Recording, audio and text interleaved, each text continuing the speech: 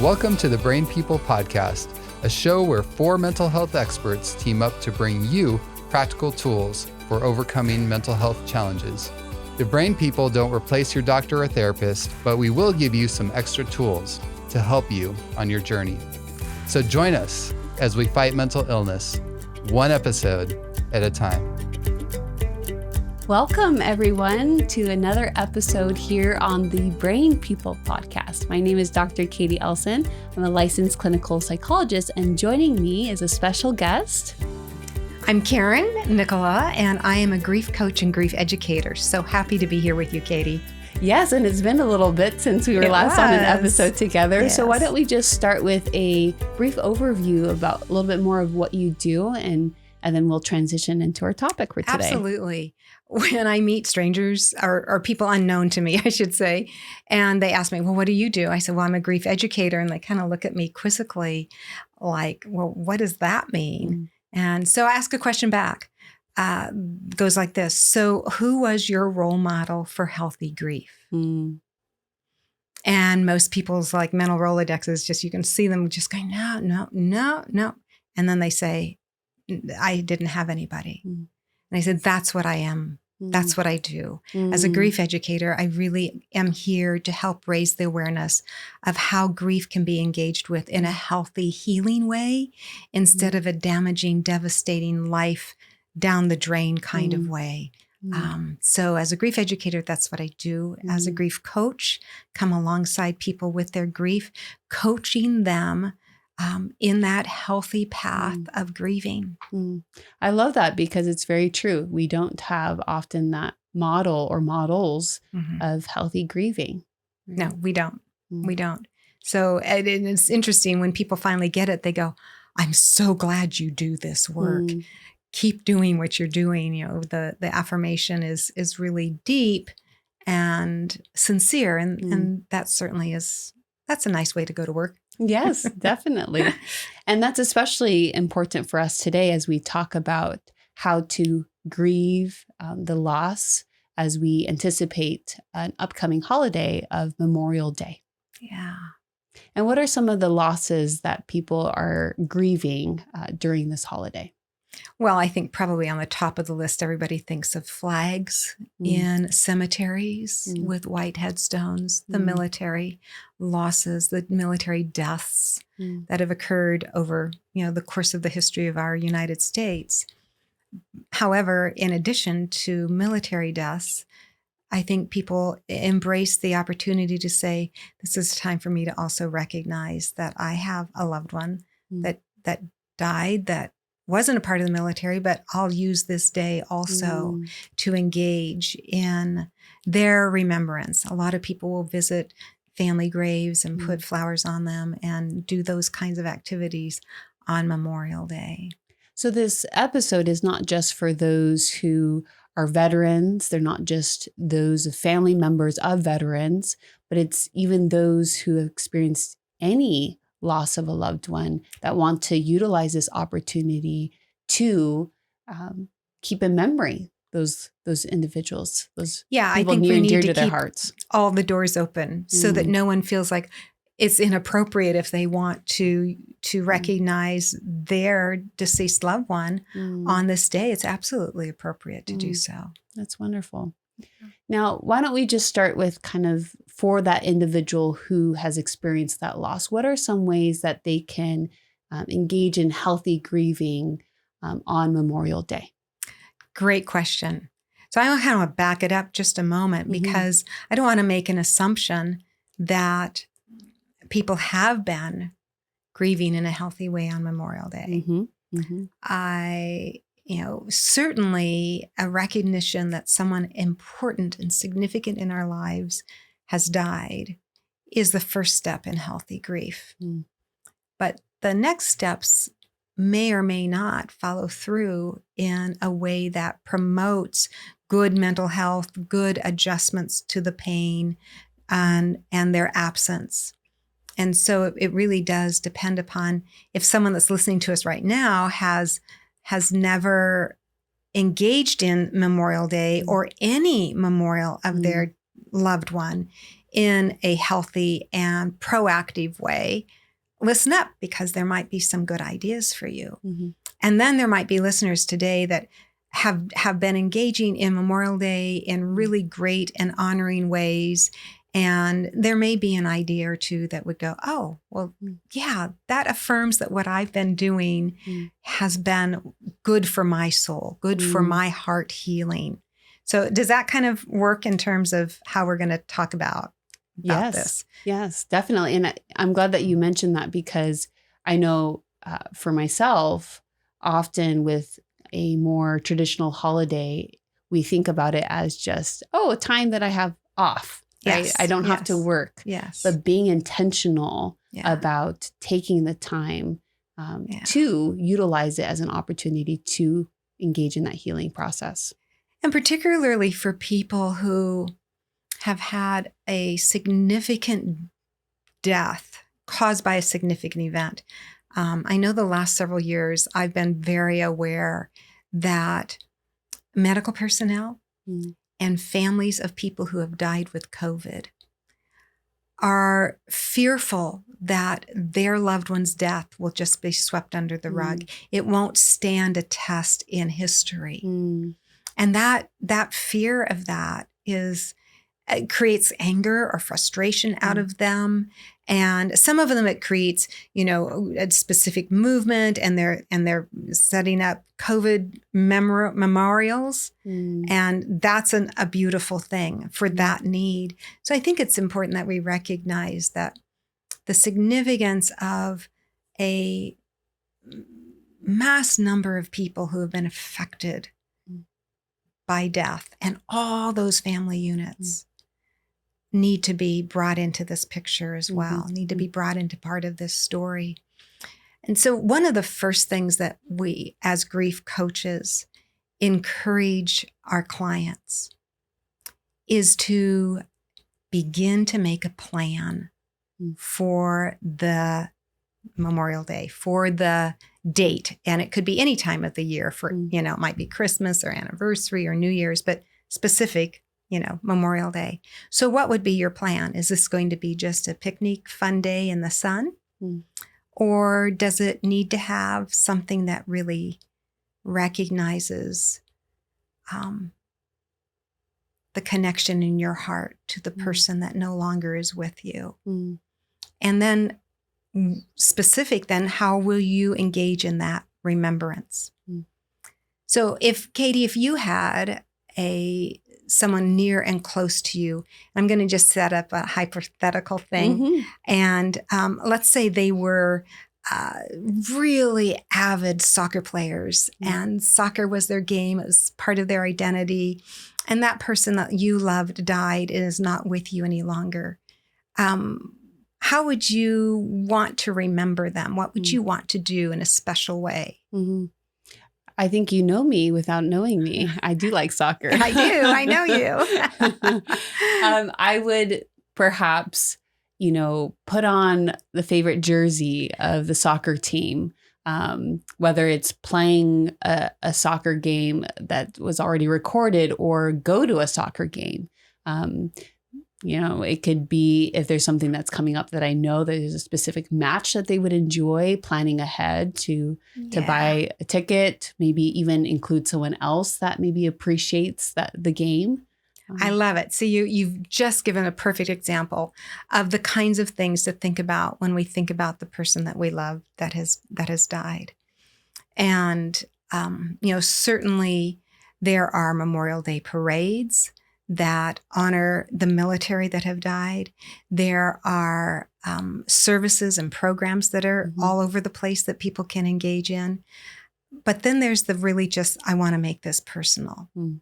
And so whether it was, my loved one, loved pets or horses or dogs, maybe there's some charity that we'd want to contribute to in their name and in their honor that would recognize, that their life mattered. And now their life is mattering to make a difference in a positive way for someone else. So those are kind of just to begin to start to think about, how do I want to engage with this day, be proactive, create a plan. Who do I want to facilitate that plan with? Who do I want to be with? There's sometimes it doesn't feel as comfortable with family because the family's been fractured over the pain in everyone's hearts. And it doesn't feel comfortable to be together. I wish that wasn't the case. I wish that everybody in that family system could get the help and the healing and the support so that they could come together. But I think we understand that hurting people hurt people. And when our hearts are so crushed, it's like just sharp glass everywhere. And sometimes those that are closest to us are the ones that we hurt the most. Yeah. Two things that I've heard you say so far about the plan that I think it's important to highlight. The first one you mentioned being proactive, which is, when I help my patients with trauma and recovering from trauma, avoidance is one of the top things, right? They don't want to think about it. They don't want to address it. And even with grief as well. And it's kind of counterintuitive because we want to withdraw, we want to isolate, but it's being proactive about not thinking about them, not avoiding, but actually engaging with, as you've mentioned before. So being proactive. And then I also heard that there's not one specific way of grieving in the sense of making that plan. Sometimes it's with people. Sometimes it may not be with people, as you just mentioned, with a fractured family. Is there one more beneficial than the other? In terms of being with people or not being with people?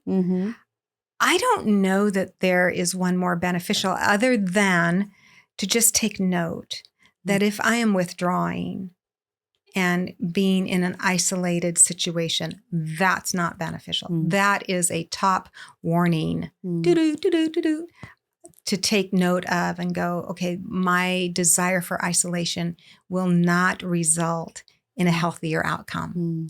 And so to make a conscious choice to say, I will find someone to be with on this day. I will reach out to someone. I will find a place where I'm not permitting myself to isolate. So I can maybe plan something where it might be more intimate for me to experience, that grief in that moment or that day, but it's different than isolation in the sense that isolation is wanting to continue to be alone, withdrawn. And that intimate planning might be just a personal visit to the graveside. It could be and would be absolutely fantastic to somewhere in your day write a letter to the person that you love. There's still so much inside of our hearts and our minds that needs to come up and desires to be communicated. And just because they're not with us does not mean we can't express those. So that capacity to express it, that permission to express those thoughts and feelings, I think is such a healthy step. And that's a very personal, intimate thing that you don't share with the rest of the world. Okay. So acknowledging the loss, starting to plan, whether on Memorial Day or at a different date or time, writing a letter. What else can someone do to have that healthy grieving process? Well, if you recognize that, hey, I don't think I'm doing really well here. And what would be the signs of saying I'm thinking I'm not doing very well? Well, it might have to do with a rise of a low-level ongoing anger. Okay. That is just persistent, and we don't know what to do with it. We might not even be aware that it's tied into the broken heart and the grief that we experience. Other symptoms that we might see would be just avoidance. I'm just avoiding the conversation, the remembrances, the talking about how I'm feeling. I don't want other people to get close or know me, and we start to put up barriers or walls. Another warning signal would be if we are using or abusing substances. if we are intentionally distracting ourselves, because if I stay by myself too long, I'm going to think and feel these feelings that I don't want to encounter. So it just is busyness. It can be shopping. It can be cooking. It can be eating. It can be sports. It can be any of the great good things that we could do, but just to keep us from being still with ourselves and recognizing I have some pain. So probably the top thing would be is to learn that pain is not our enemy. Grief is not a bad word. In fact, the only cure for grief is to grieve. So if we can grasp that, if we can go, yeah, but I hate pain and I avoid it at all costs. So Karen, I'm out of here. You lost me with that. So don't even try to convince me that pain is okay. Well, all I can tell you is that if we didn't have pain receptors, we would be in a very dangerous situation. We would not know. And that's the whole thing that happens with people with leprosy. They don't know that they have wounded or hurt themselves. And so if we're going to numb, distract, medicate the pain away, we're not letting pain do the work it needs to do. And that's just to get our attention. So those are some of the things that are saying, okay, let's see if I should take a different step. And naturally, we can't prepare for Memorial Day with doing all these ideas that I might share. But we could begin to say, this Memorial Day forward, I think I'm going to begin to pay much more attention to becoming a healthy griever instead of one that is stuck in my grief. Is there a balance of, being able to grieve and then also not trying to stay in the grief for too long? That's a really good question. The interesting thing about grief is that I'm looking at a picture here, and it's just these waves of the ocean. I can't determine when the next wave from the ocean is going to splash on the shore. I can't set my stopwatch by it and go, oh, yep, that's it. It's too random. It's too messy. It's very disorganized. And so there is a place to recognize that I can give myself permission to grieve when I grieve. And when I don't grieve, I can give myself permission not to grieve. So what that really means is that, not every wave at the ocean is a giant sneaker wave. So I can play along the ocean's edge for a long time. But then that sneaker wave might come my way. And that's when I need to stop and pay attention. I've got these feelings. They're saying, give me some attention, do something with me, and then I'll be all better again. Yeah, I like that analogy. It's a visual to help us, give us permission to grieve, and as you mentioned, sometimes you just can't anticipate a big wave. No, you can't. And yet we're talking about Memorial Day, and we're talking about, we are anticipating this might be a big day for me or my family. Or the other side of it is, I've lost interest. I'm numb. I don't care anymore. And that can feel very guilting, as it were. We blame ourselves, or we carry some shame about it, just because we might be in a space that says, I don't have the energy. And that's a normal reaction too, somewhere along the line in the process of our grief. Any of it is permissible, I guess, is what we need to say. Some of it needs to be handled, worked through, and others of it need to be let go. Some of the pieces of our grief, like forgiveness, need really to be addressed and faced. Now, where's the balance between having healthy amount of grieving, giving ourselves permission, allowing for us to kind of ride that wave, and then for some people who describe the experience of, I feel like I've been grieving for too long. Is there a point where it's too long? I rarely hear a griever say that they've been grieving for too long. That will be the comment of the friends. And grief has such a peculiarity to it because it alters the relationship we have with the person that died, and their absence alters us for the rest of our life. How that altering affects us really is completely in our court. Do I want to be a healthy, robust, resilient griever who lives my life fully to honor the life of the person that was important to me? Or am I going to identify myself, my life, as the consummate griever? I am grieving. I will always grieve. It will never go away. It will never get better. My husband comes along across this a lot in some Facebook feeds where men whose children have died say it's just the same as it was 10 years ago. It doesn't change 15 years out. And we're saying, yes, it can change. We can become healed. But a lot of people hold on to the pain, the anger, the frustration, the fear, the anxieties of grief as an identity. Because as long as they are identified with that grief, it feels like they keep their loved one with them.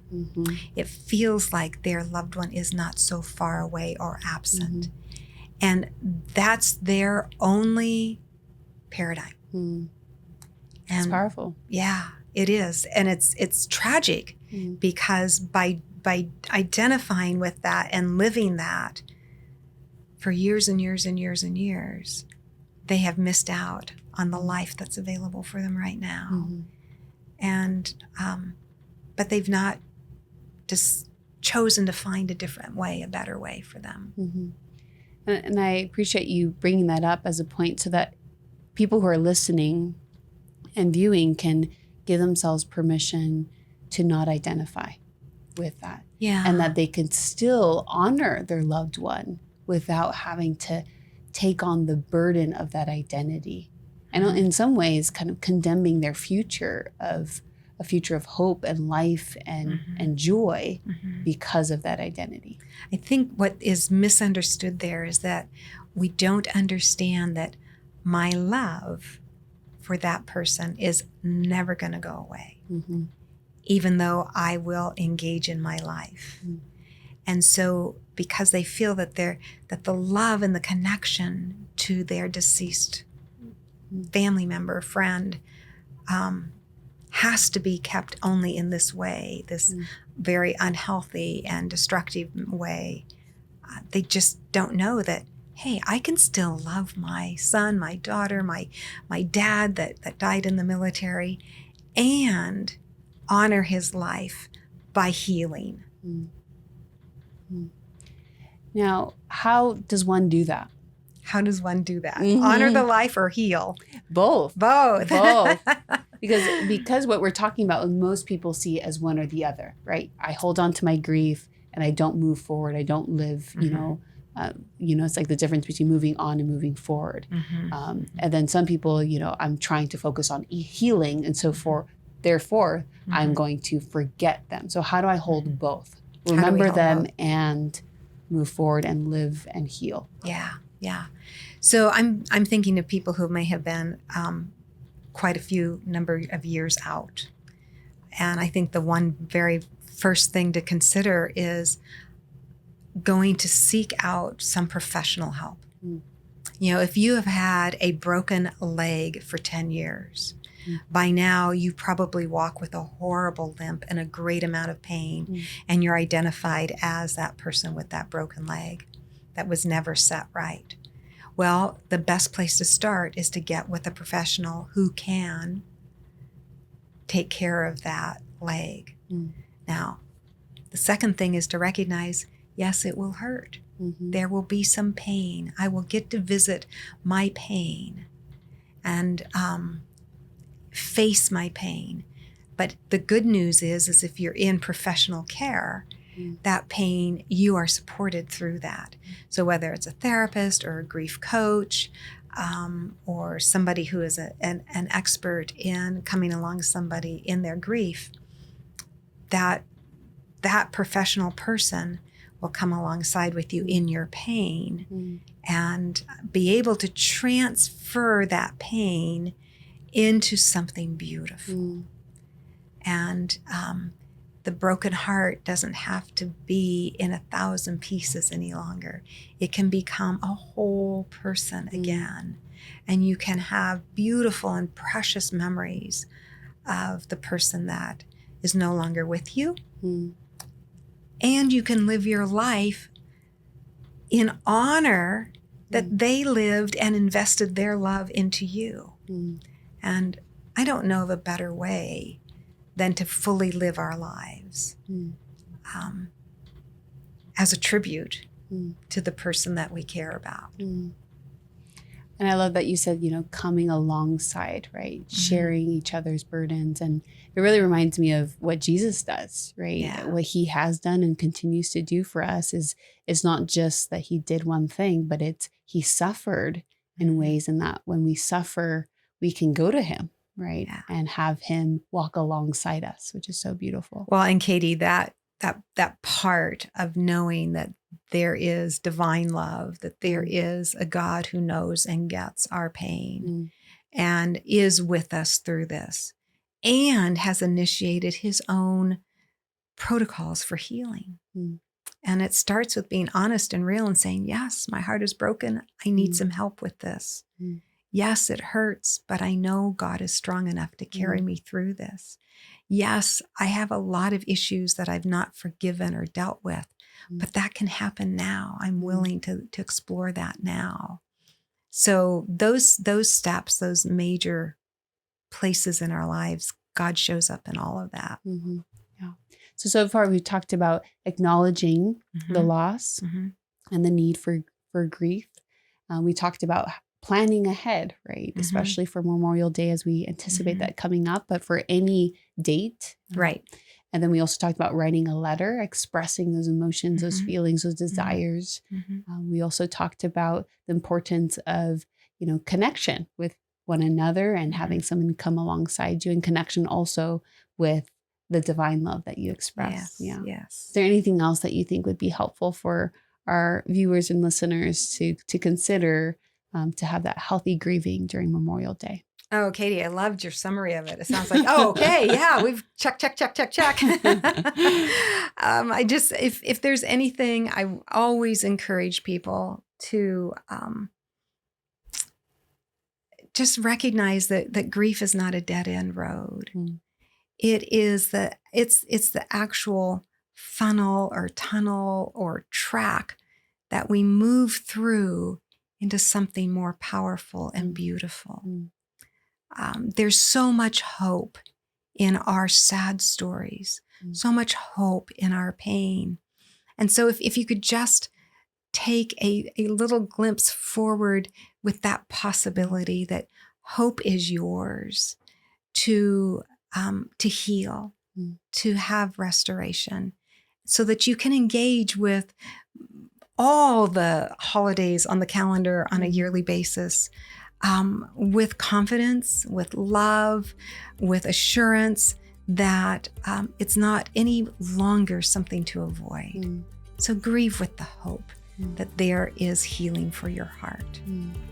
Beautiful. And I think we'll end there. Okay. Thank you so much for joining us today. And I know that we could talk more about this, and we'll probably have you back. So thank you, Katie. Yes. I'd love it. Absolutely.